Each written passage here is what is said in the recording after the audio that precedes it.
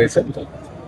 আমরা যে বিষয়টি নিয়ে ইতিমধ্যে আমরা আমাদের যে পরিকল্পনা বা বাংলাদেশের স্পোর্টসকে সর্বোচ্চ গুরুত্ব দিয়ে যে ক্রীড়া হলে পেশা, পরিবার পাবে ভরসা, এবং এই ক্রিয়ার মাধ্যমে আমরা একটি সেতু বন্ধন তৈরি করতে চাই।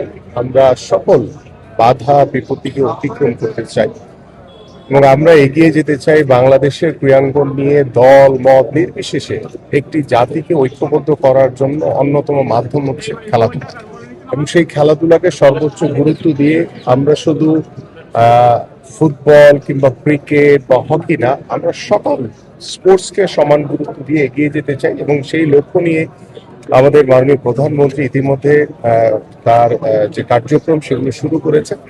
পদ্মা সেতু, মেট্রো রেল এবং এলিভেটেড এক্সপ্রেসওয়ে নির্মাণের গর্বিত অংশীদার বসুন্ধরা সিমেন্ট। তার নির্দেশনায় আমি এবং আমার যারা কর্মকর্তা বৃন্দ আছেন, এদেশের ক্রীড়া সংগঠক, ক্রীড়াবিদ সবাইকে একসাথে ঐক্যবদ্ধ করে একটি সেতু বন্ধন আমরা তৈরি করছি এবং সেই সেতু বন্ধনের মাধ্যমে আমরা বিশ্বাস করি সকল বাধা বিপত্তি সবকিছুই আমরা ইনশাল্লাহ একসাথে অতিক্রম করতে পারবো।